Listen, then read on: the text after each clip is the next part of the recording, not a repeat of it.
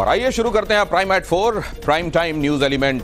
अभी आपके सामने हम खोल कर रखने वाले हैं क्या क्या है आज प्राइम टाइम में आपके लिए। देखिए, अगर आज कांग्रेस सत्ता में होती तो क्या होता, मोदी जी ने सब कुछ बता दिया। क्या कहा उन्होंने, डिटेल आपके सामने होगा।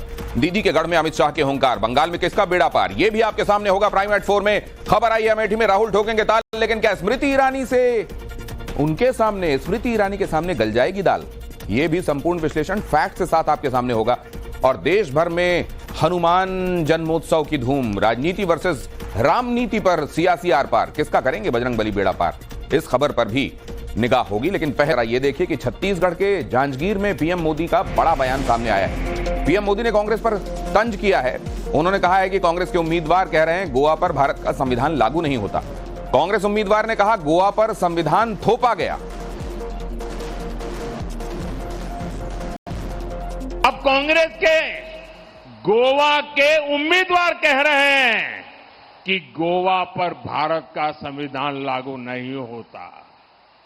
वो साफ साफ कह रहे हैं कि गोवा पर देश का संविधान थोपा गया और उन्होंने ये बातें कांग्रेस के शाहजादे को बताई है।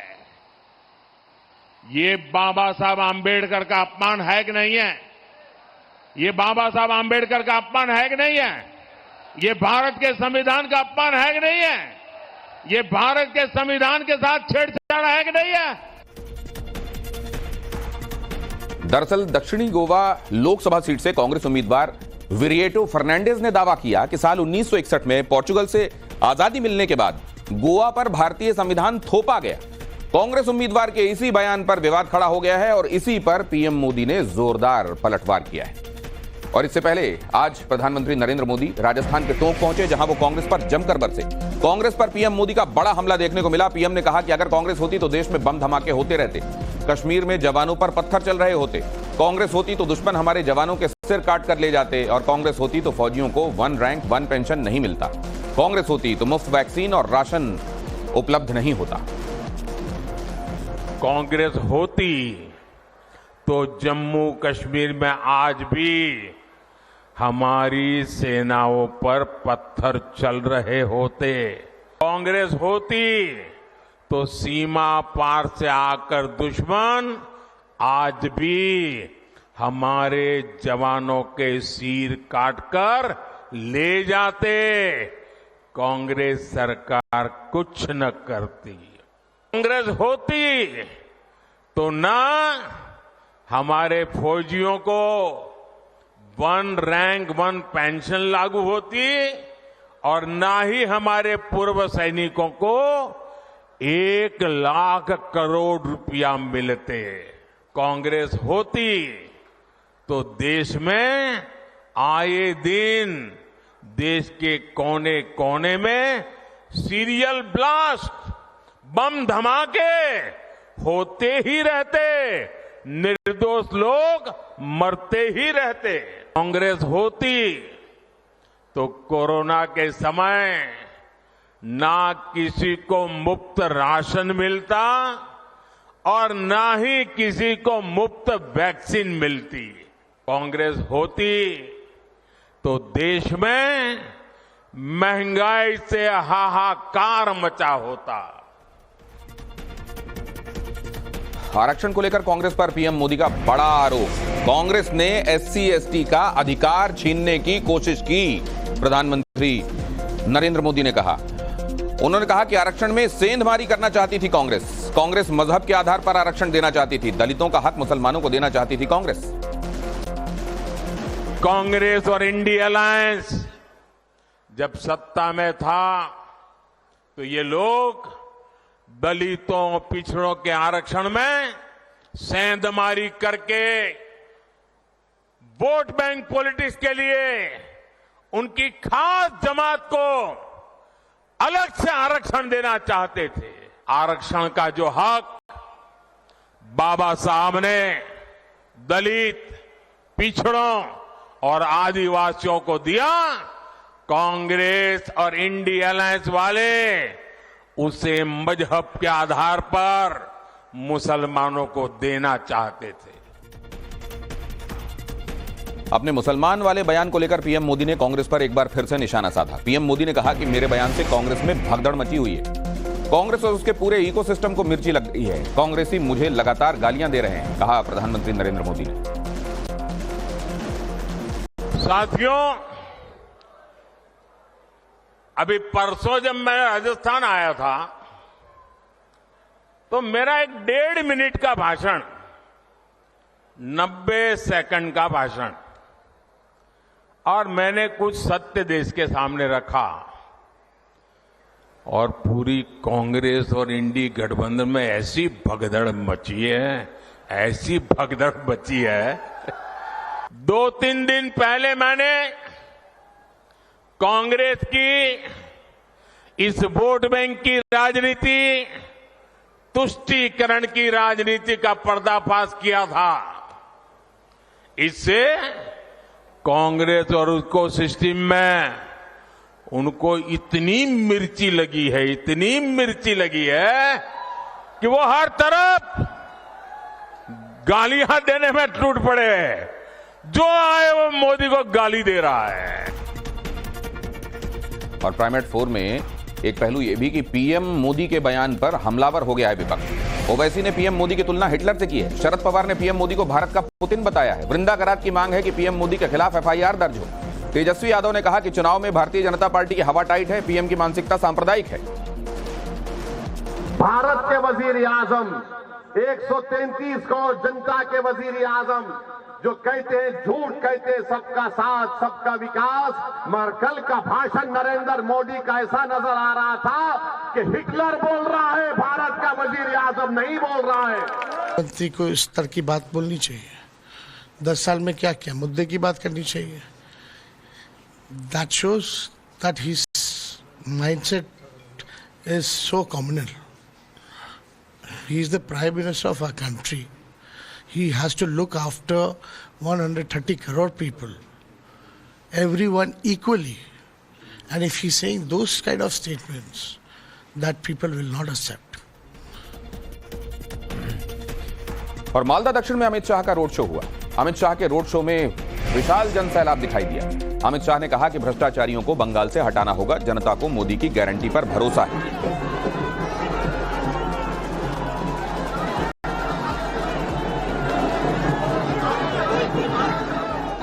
आज कांग्रेस पार्टी ने कह दिया कि अगर वो सत्ता में आएंगे तो सीएए नाबूद करेंगे। मैं कहकर जाता हूं, कांग्रेस पार्टी या ममता बनर्जी की हिम्मत नहीं है सीएए को हाथ लगा कर देखे। हर हिंदू शरणार्थी को नागरिकता मिलेगी, मिलेगी, मिलेगी।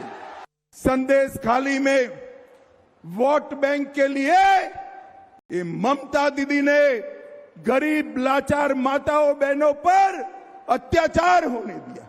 अत्याचार क्यों होने दिया? क्योंकि उनकी वोट बैंक थी, वोट बैंक। और ये तो भगवान भला करे, वो माताओं बहनों का उन्होंने संघर्ष किया, हाई कोर्ट ने संज्ञान लिया और आज ममता जी के चट्टे पट्टे सारे जेल के अंदर गए हैं, जेल के अंदर गए। गुजरात में भारतीय जनता पार्टी ने तैयार किया है प्रचार का मेगा प्लान। दूसरे चरण की वोटिंग के बाद मोदी और शाह धुआंधार प्रचार करने वाले हैं और केंद्रीय नेताओं की फौज भी गुजरात में मौजूद होगी। चुनाव प्रचार के लिए ये सारे धुरंधर उतरेंगे। अमित शाह 27 और 28 अप्रैल को गुजरात में चुनाव प्रचार करेंगे। पीएम मोदी गुजरात के 4 जोन्स में सभाएं और रोड शो कर रहे हैं। जैसा हमने आपको बताया था कि वो क्लस्टर स्ट्रैटेजी पर काम कर रहे हैं कि एक जगह जाकर वो सकते हैं। राहुल गांधी, ये बहुत अहम खबर आपको बता दें, राहुल पर चुनाव लड़ने का यूपी कांग्रेस ने दबाव बनाया है। वायनाड चुनाव के बाद राहुल के नाम का ऐलान संभव है। यूपी कांग्रेस ने अमेठी में कांग्रेस कार्यालय को चमकाया है। अमेठी में नई कार्यकारिणी का गठन हुआ है। राहुल की कोर टीम अमेठी में कर रही है तैयारी।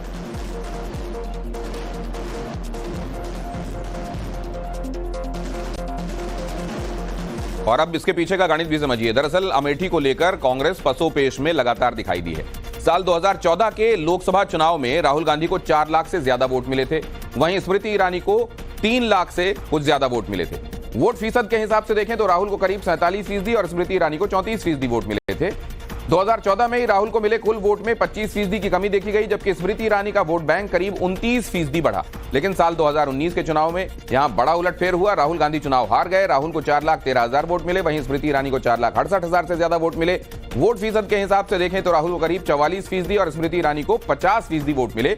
2019 में राहुल को करीब 3% वोट का नुकसान उठाना पड़ा, वहीं स्मृति ईरानी को 15% से ज्यादा वोट मिले और इसी वोट ने अमेठी में बड़ा उलटफेर कर दिया और इसीलिए ये पसोपेश कांग्रेस के बीच चल रही है। बहरहाल कहा जा रहा है कि अब अमेठी से आखिरकार वो दंगल में आएंगे तो क्या होगा, इंटरेस्टिंग है। इस बीच बीजेपी ने एक बार फिर राहुल पर बड़ा हमला बोला है। वायनाड हार रहे हैं राहुल, इसलिए अमेठी से तैयारी है, बीजेपी ने कहा।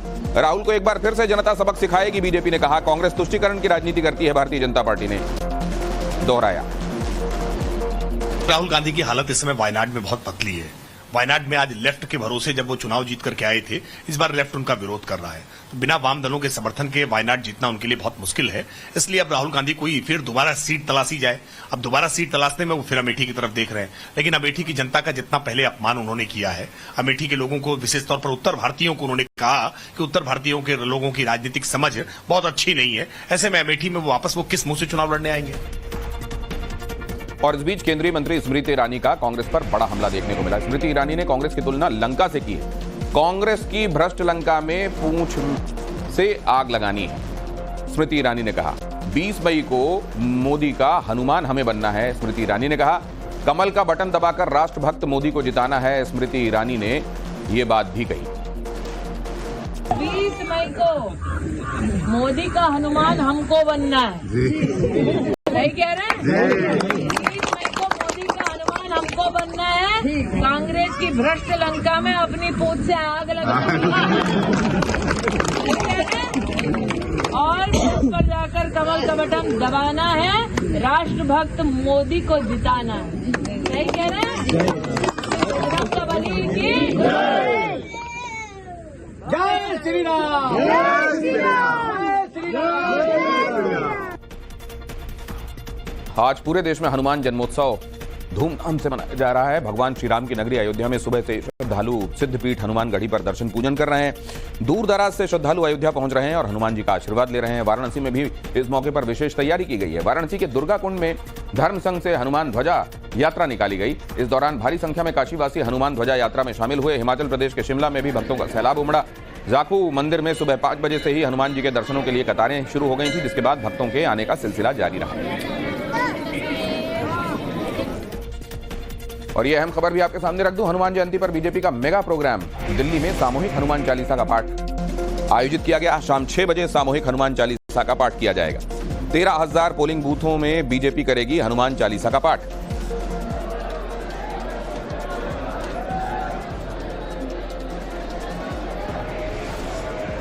और हनुमान जन्मोत्सव पर सीएम योगी का अनोखा स्वागत किया गया।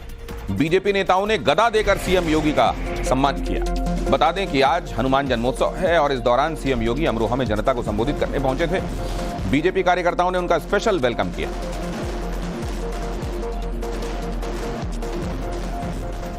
जहां सीएम योगी का अमरोहा में जमकर स्वागत हुआ, वहीं दूसरी तरफ दिल्ली में भी आम आदमी पार्टी इस मौके पर राम नीति के बहाने राजनीति करती नजर आई। अरविंद केजरीवाल की पत्नी सुनीता केजरीवाल दिल्ली के कनॉट प्लेस में हनुमान मंदिर पहुंची। वहीं सौरभ भारद्वाज शोभा यात्रा में शामिल हुए। शोभा यात्रा में सौरभ भारद्वाज गदा लेकर शामिल दिखाई दिए।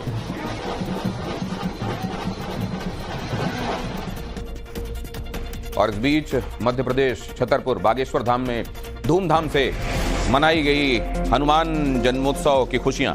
महाआरती के बाद 56 भोग का प्रसाद चढ़ाया गया। 1.25 क्विंटल लड्डुओं का प्रसाद चढ़ाया गया। और यहां हनुमान जन्मोत्सव पर भक्तों की जबरदस्त भीड़ भी नजर आई।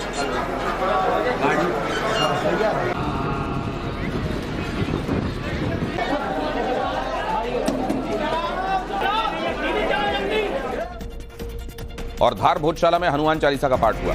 33 दिनों से भोजशाला में सर्वे जारी है।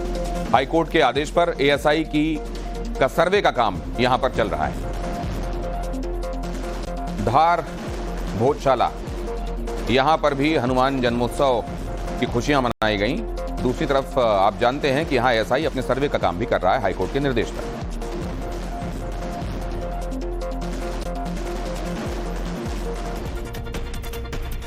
हनुमान चालीसा के बीच धार भोजशाला का सर्वे हो रहा है और सर्वे का आज, जैसा मैंने आपको बताया, वो 33वां दिन है। मध्य प्रदेश हाईकोर्ट के आदेश पर एएसआई यहां खुदाई का काम कर रही है। भोजशाला में 50 से ज्यादा सीसीटीवी कैमरे भी इंस्टॉल्ड हैं। सर्वे का काम 22 मार्च से लगातार किया जा रहा है। और एक अहम खबर आपके सामने रख दूं, मथुरा सीट से भारतीय जनता पार्टी उम्मीदवार हेमा मालिनी का बड़ा बयान सामने आया है। मथुरा श्री कृष्ण जन्मभूमि मंदिर पर बोली हेमा मालिनी, पूरे मंदिर का प्रयास चल रहा है। हेमा मालिनी ने कहा, जैसा भगवान का आदेश होगा वैसा होगा। यूपी की 80 में से 80 सीटें हम जीतेंगे, हेमा मालिनी ने दावा किया।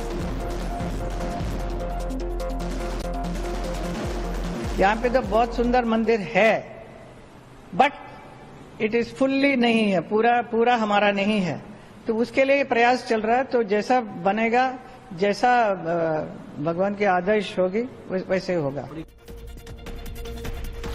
और उत्तर प्रदेश के मथुरा लोकसभा सीट पर 26 अप्रैल को मतदान होना है। यहां बीजेपी ने मौजूदा सांसद हेमा मालिनी को एक बार फिर से चुनाव के मैदान में उतारा है। वहीं समाजवादी पार्टी ने मुकेश धनगर और बहुजन समाज पार्टी ने सुरेश सिंह को यहां से टिकट दिया है। सियासी पंडित मानते हैं कि मथुरा में इस बार त्रिकोणीय मुकाबला होने वाला है और यहां का नतीजा बहुत दिलचस्प होगा। और अगली खबर, नवभारत से पीएम मोदी की एक्सक्लूसिव बातचीत। ओवैसी ने पीएम मोदी पर निशाना साधा। पीएम मुसलमानों के खिलाफ नफरत फैला रहे हैं, मुस्लिमों के साथ कुछ हुआ तो पीएम जिम्मेदारी लेंगे, ये कहा गया। जरा देखिए कि यहां नवभारत से एक्सक्लूसिव बातचीत में क्या कहा गया है। प्रधानमंत्री, देश के प्रधानमंत्री की तरह बात करना चाहिए। वो तो ऐसा नजर आ रहा है कि वो तो सिर्फ नफरत फैला रहे हैं माइनॉरिटीज, मुस्लिम माइनॉरिटी के खिलाफ। तो कहाँ गया सबका साथ, सबका विकास, सबका विश्वास? ये बोलना कि मंगलसूत्र हिंदू बहनों के से छीन कर दिया जाएगा मुसलमानों की, ये जबान तो चौपाल पे भी कोई छोटा मोटा नेता नहीं करता है। वो ये बताएं कि 40% आपने माइनॉरिटीज का बजट कम कर दिया, आपने प्री मैट्रिक स्कॉलरशिप को 9th क्लास से किया, जबकि मुसलमानों का ड्रॉप आउट रेट क्लास 4-6 से होता है। 1,80,000 मुसलमान गवर्नमेंट का मोदी गवर्नमेंट डेटा है कि हायर एजुकेशन से गायब हैं। आप उस पर बात करते, मगर आप नफरत फैला रहे हैं और इस तरह से आप पैगाम दे रहे हैं। अगर कल के दिन कुछ हो जाएगा मुस्लिम माइनॉरिटी के खिलाफ तो प्रधानमंत्री जिम्मेदार लेंगे, जिम्मेदारी लेंगे उसकी। और तिहाड़ में केजरीवाल को दिए गए इंसुलिन के संदर्भ में खबर यह है कि शुगर लेवल 320 तक पहुंचा था। ईडी की गिरफ्तारी के बाद पहली बार इंसुलिन दी गई है। शुगर लेवल 320 के आसपास था और उसके बाद इंसुलिन उनको दी गई। दिल्ली वालों का जो संघर्ष चल रहा था उस पर बजरंग बली की कृपा हुई और अरविंद केजरीवाल जी को इंसुलिन जो उनके जीवन के रक्षा के लिए जरूरी थी, जिसकी मांग हम लोग बार बार कर रहे थे, वो उनको मिल गई है, उनको दी गई है। और एक अहम खबर यह भी कि सूरत सीट हारने के बाद कांग्रेस एक्टिव हो गई है। कांग्रेस ने चुनाव आयोग से शिकायत की है, नए सिरे से चुनाव कराने की मांग की है। गुजरात हाईकोर्ट में भी याचिका दाखिल कर सकती है कांग्रेस की एक्टिविटी पर बीजेपी की पैनी निगाह है। कांग्रेस के जो दोनों नामांकन पत्र थे, उसके जो मेन उम्मीदवार था और डमी, दोनों का नामांकन पत्र खारिज कर दिया गया है। हमारी जो दलीलें थी, हमारा जो रिप्रेजेंटेशन किया था, उसने ऑर्डर में लिखा गया है, लेकिन हमारा वो रिप्रेजेंटेशन सही नहीं है। और किस वजह से सही नहीं है, इसका कोई जिक्र ऑर्डर्स में किया नहीं गया है। और अब खबर यूपी के अमरोहा से। अमरोहा में दिन दहाड़े दुकानदार पर हमला हुआ। बदमाश ने डंडे से एक व्यक्ति पर हमला कर दिया। यहां आपको तस्वीरों में दिखाई देगा।